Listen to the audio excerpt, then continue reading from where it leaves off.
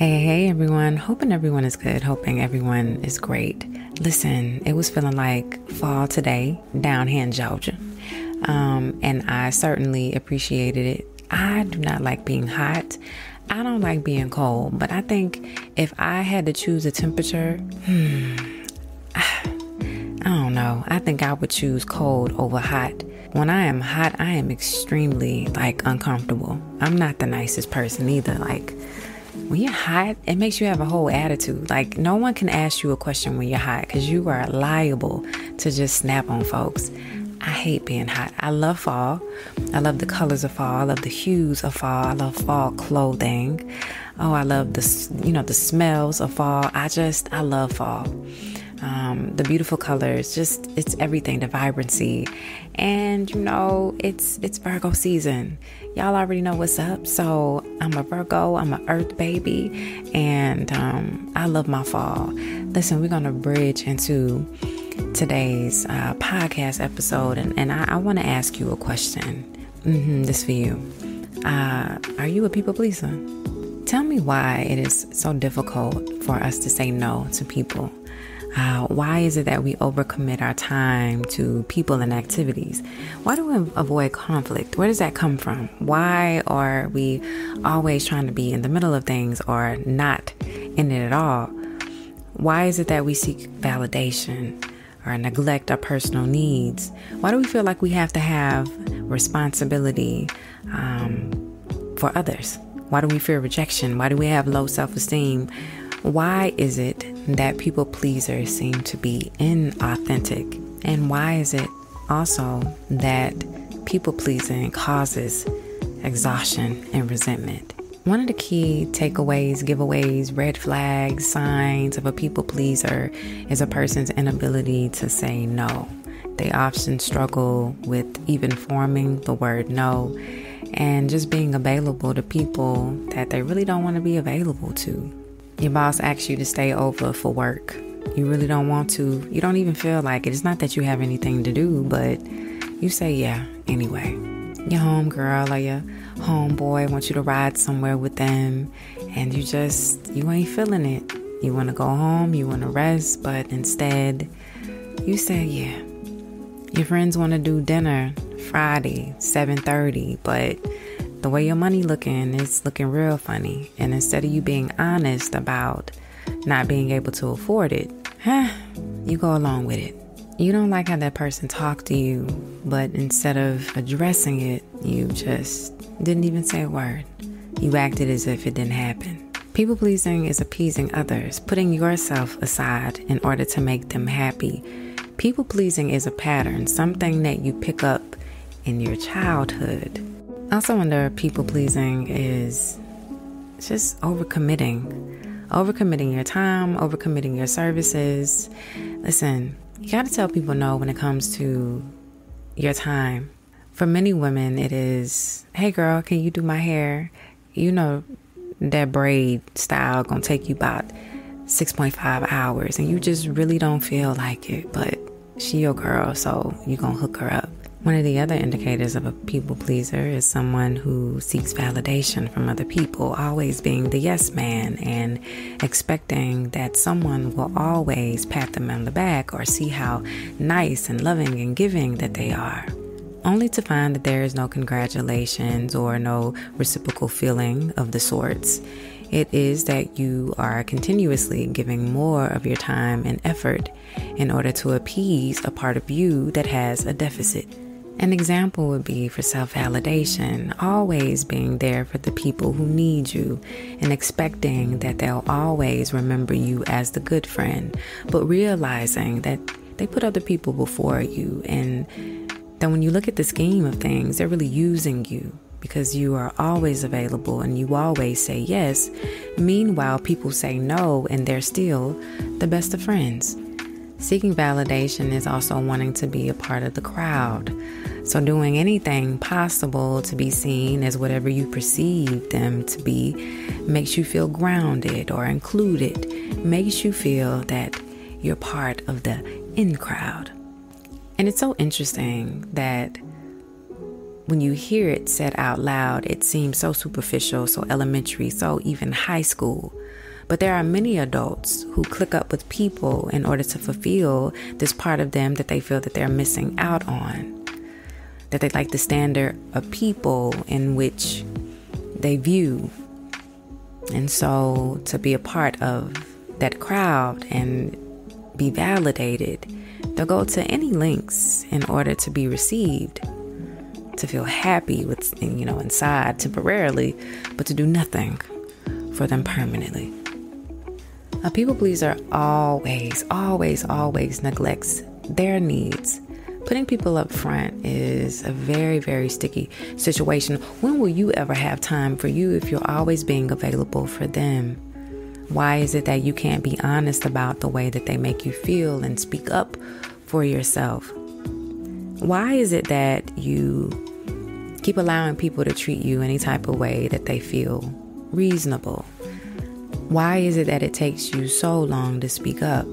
And by the time that you're absolutely tired, you have exploded, and now you seem to be the crazy person. How many times have you been in a relationship with someone, and it seems that all they do is pull from you emotionally? Everything seems to be about them. All of their situations supersede your own. Even when you don't want to sit in the space or have the capacity to receive what it is that they're pounding you with, you allow them to speak openly, candidly about their issues and their problems. You understand that the way in which they are may be a little arid. You acknowledge this for yourself, but you never speak up because the fear of that person not liking you again, it haunts you. It debilitates you. Therefore, you are quiet. But what about the moments where you want to have a conversation, where you want to talk about how your day was going or how unwell you felt inside? What about when you had a plan to do something and you just needed them to be a partner and find you there, but their unavailability to always pour onto you has made you drown? Therefore, you just sit there, float away, and don't say a word. Now, because you are neglecting your needs and not allowing yourself to talk, having to have space to figure it out with yourself, you feel lonely, often feeling depressed, isolating yourself, and feeling overwhelmed. And that's the trade-off, when you put other people before you and you don't allow yourself to speak and be open about what it is that you feel. That also coincides with the lack of boundaries, not assessing, not saying, not speaking of what it really is that you need. People have a manipulative way of moving. Sometimes it's purposeful, they do it on purpose, and other times they've done it so long with you that it's what they're used to. But people know what they're doing at the end of the day. They know how to maneuver with people who are often people pleasers. They know that they'll never say no, and that at any time, if they're in a bind, they can call them and rely on them.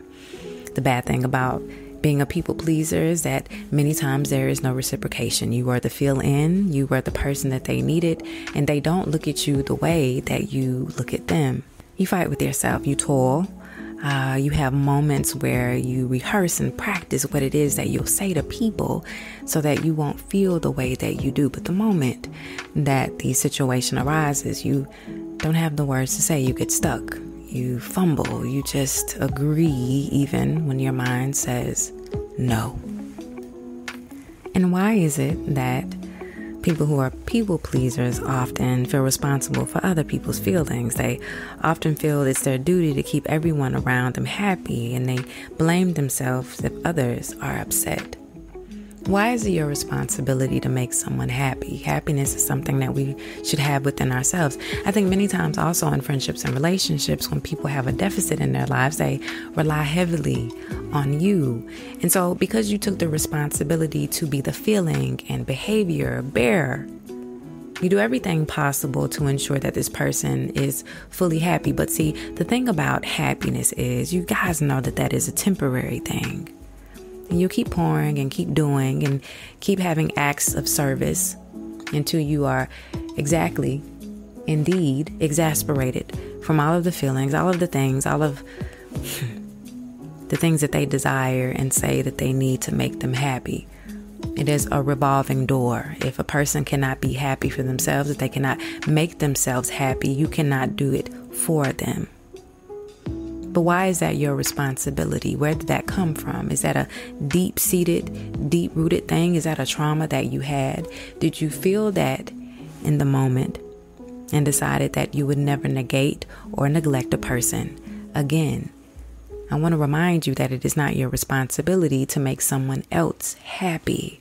They have to serve themselves first, then on to you. I think it's interesting what we do in the dynamic of friendships and relationships, even, work relationships where we dishonor ourselves and we just do things because we don't want to be rejected. We don't want to be the oddball. We don't want to be the one on the side, the black sheep. We don't want all eyes on us. So we go with the majority, even if we feel like the minority, even if we are doing a disservice to our time, ourselves, our livelihood, even the wages that we make. Y'all on a datey date, everything is all good. Chemistry is there. Feelings are mutual. And someone wants to make a move before you are ready to make a move. You like what they bring to the table. Conversation was great, but you just have this boundary that you want to get to know a person more before you engage into a deeper connection. Or it is that your boundary is that you are waiting on the, right time after marriage to be intimate with someone. But because of this fear of rejection, you go back and forth and go under the boundary that you made for yourself.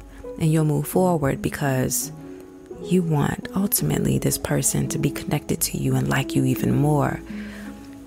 You spare your feelings. You spare your behaviors. You spare all parts of you when you agree to do something that you don't want to do in the first place. And it all is tied to rejection. And it is a deep-seated childhood trauma for many people who are always saying yes when they really mean no. And on the serious side of this, saying yes to so many things when it's tied into fear of rejection, I think of so many women who have proceeded in situations with men to only be harmed, hurt, or killed. I think of so many situations where men are involved with women only to be hurt, robbed, and killed. There is something about being sure as to what you value and what your morals are that keeps you aligned into your no's, that nothing anybody can say or do will make you feel that you'll do otherwise. And rejection is not the first thing that you think of when you make a decision that is best for you. Now, this is not hard to believe that most people pleasers have self-esteem issues, that in order to be fulfilled, they will do anything that anybody wants them to do. That something about being accepted and needed or loved or asked up makes them feel that a person truly cares about them, their well-being, and that they are accepted. People pleasers often believe that their value comes from being useful and agreeable to others. So anything goes in their world as long as you see the value in me, that I'm always the one who shows up when you are in need. We got a party going on. I need you to help me decorate. I'm there, even though you don't want to be there. Your friend always gets into a money tight, and instead of calling all the other friends, they always call you because you are the yes man. And really, that self-esteem, man, it's connected to so many of the other things that we talked about. It's like layer upon layer, and you got to work your way through all of them in order to undo the people pleasing that you are so used to. Many people who are people pleasers are also inauthentic. They are not themselves. They are carbon copies of people that they like, people that they want to emulate, people that they look up to. They don't have an identity. They don't know who they are. They'd rather live the life of someone else than being themselves because they don't feel that themselves is enough. They also will be inauthentic in situations where they often hide their true thoughts or their feelings or desires to be accepted by others. It goes back to in conversations when you really want to say what it is that you want to say, but that fear, it keeps holding you back. Or that if you don't believe in a certain political view, you'll go along and ride the wave with everybody else because you don't want to be the odd one out and you don't want to cause controversy. That if there is a standard in something that you believe and everybody else believes in the opposite, that you are not strong enough to stand firm on what it is that you believe. So you go with the majority. Every single time you are being inauthentic to yourself to sit at the table with people who don't mesh with you. And then many times in your mind, as you are thinking of these said scenarios, you know how many times you have dishonored yourself in order just to be included in a group of people or someone just because you need it as your source of confidence. Why is it that you can't tell that woman or that man that something that they are doing is irking and bothering you? It's a red flag for you because maybe it's a trigger, or maybe it's just something that you realize they need help in. And not speaking on it means that you'll continuously go through the same thing with this person and you eventually be unhappy because you didn't address it. And they're still doing the same thing, but that's not really their fault because you didn't tell them what it was that you didn't like. You are being inauthentic to yourself. How many times have you found yourself in a situation where you don't want to be in the middle? That instead of having to pick a side, baby, you just will side your way out. You will avoid conflict like it ain't nobody's business. I remember being that person avoiding conflict. Baby, can I be the peacemaker? Because I don't want to choose sides. Because I love you as my sis and I love you as well. But also knowing that somebody is wrong and I don't want to pick a side because I don't want nobody to be mad at me because the expectation was that because we were all friends, I couldn't tell you where you was wrong at.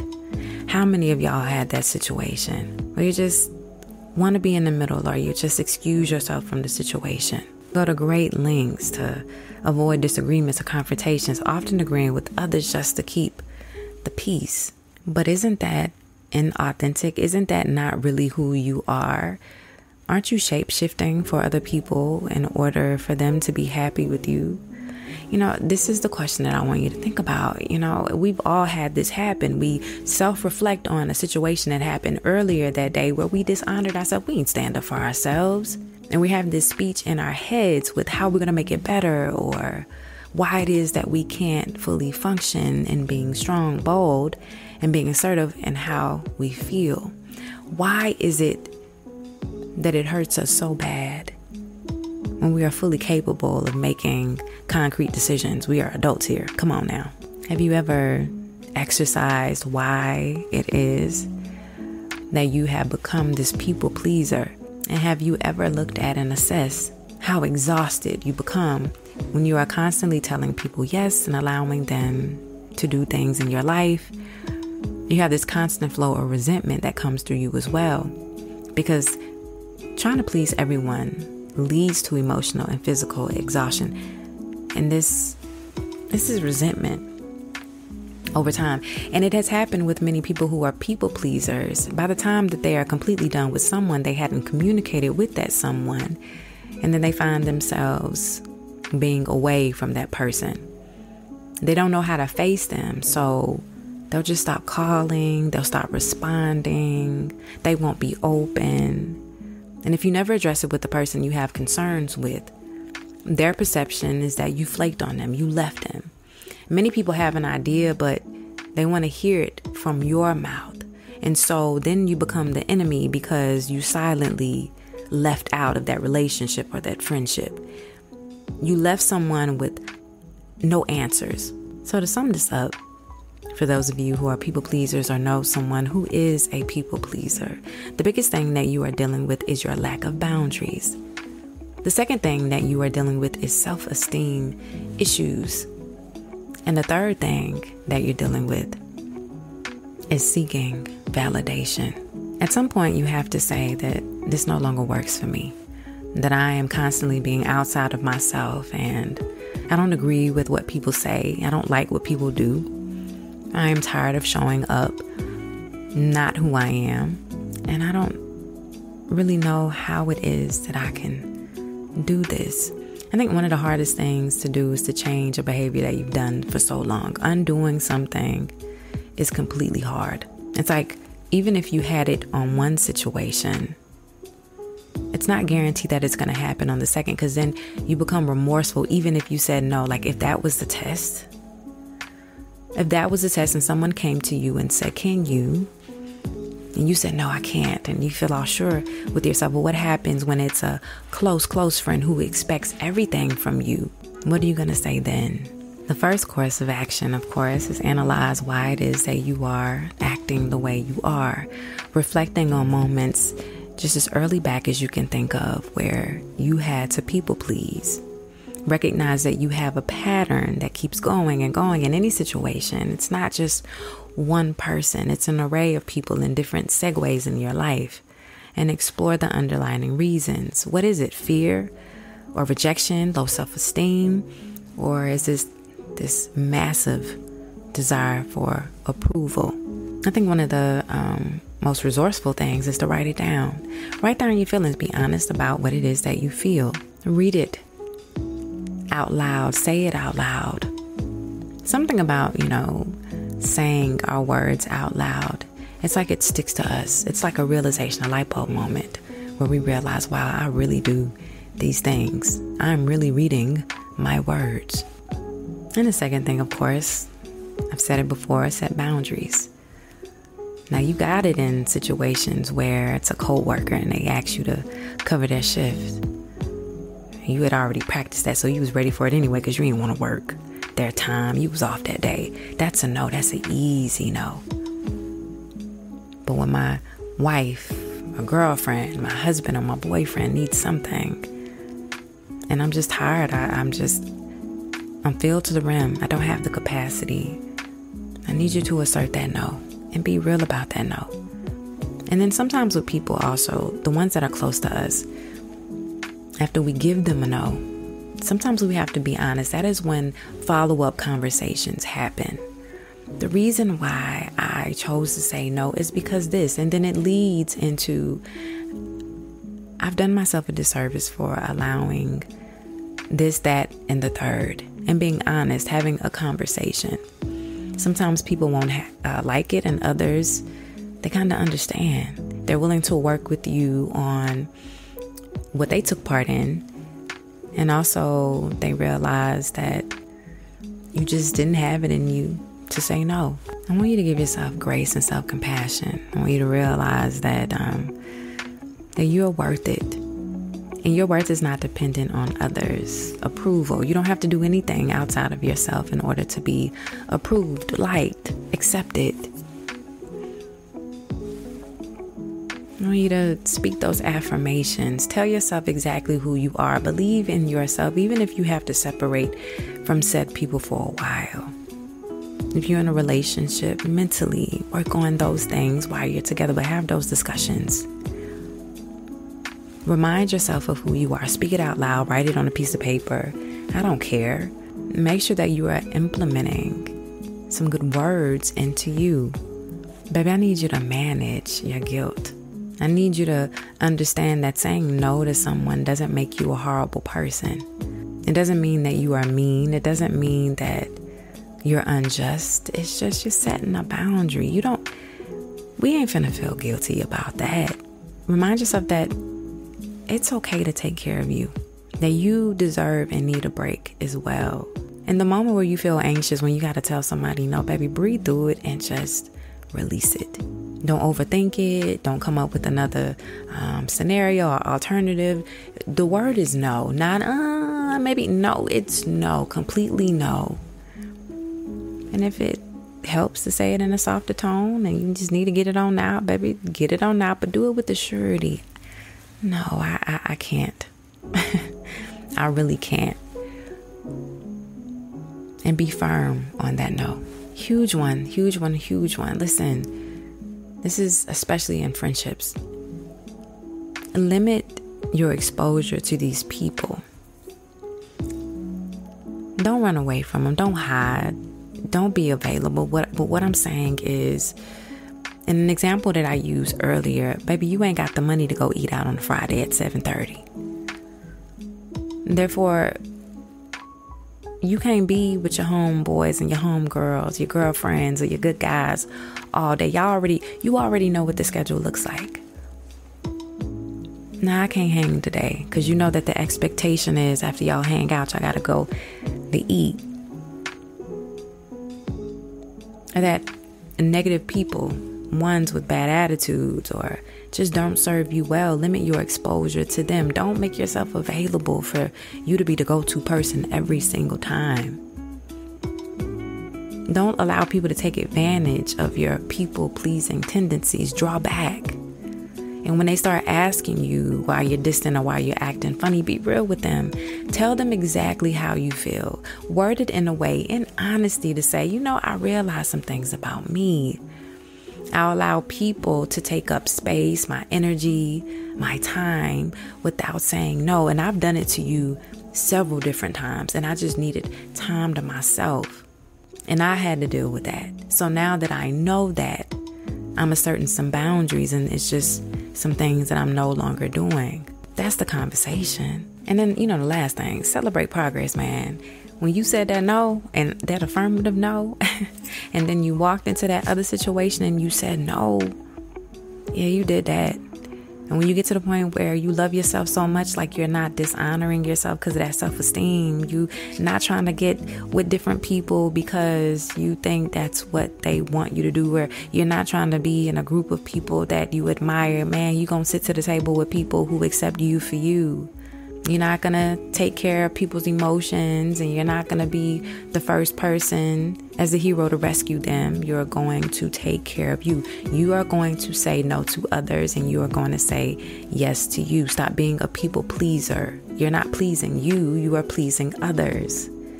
And by the time you get done with all of this, you'll be absolutely tired. I think about people that I know who are extreme people pleasers in every sense of the word. Sweethearts, they do.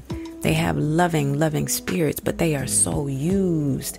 And I think about the many men and women who spend time in friendships and relationships toiling over because they don't have the assertiveness to say no and put their foot down.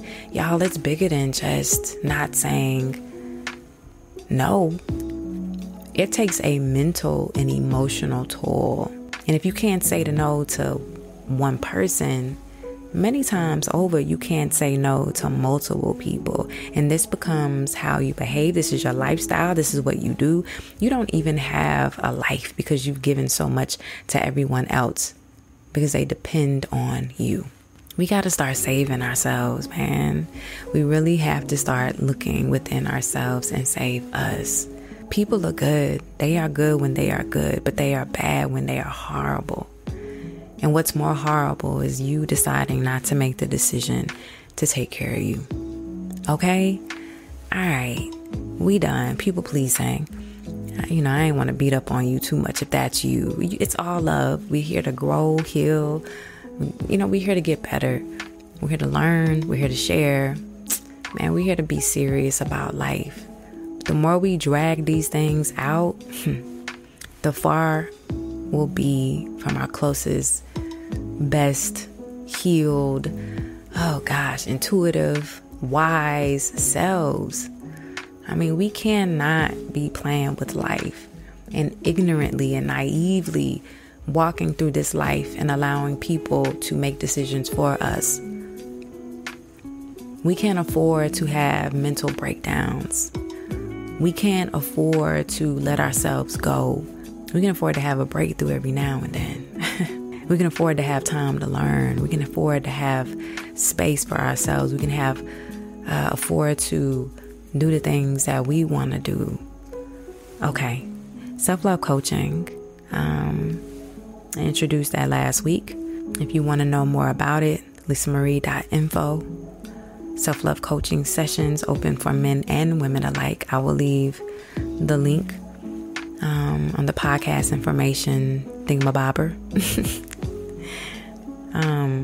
It's been going great thus far. I will say that. I've learned so much about so many women that I know and don't know, because I've had, women thus far.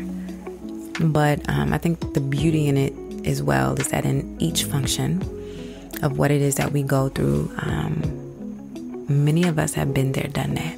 And many of us have conquered it. Many of us are facing it. It's nothing to be ashamed of. It is some of our deepest rooted issues and why we don't love ourselves or why we don't value ourselves. And that's okay.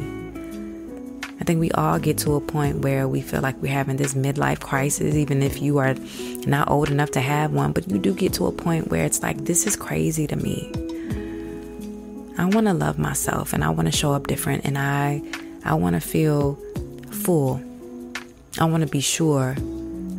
I don't want to go back and forth. And so if you are in that space and you need some self-love coaching, hit me up. Let's talk. Let's have a free consultation, 30 minutes. Air it out. Talk to me. The beautiful thing about it is I don't know none of y'all. You know what I'm saying?